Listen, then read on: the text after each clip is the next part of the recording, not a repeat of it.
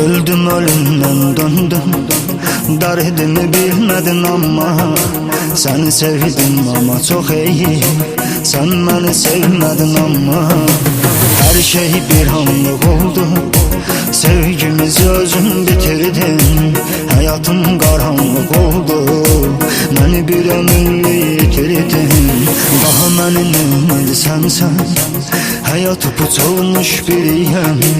Güveneceğim adam yoktur, ben unutulmuş biriyim.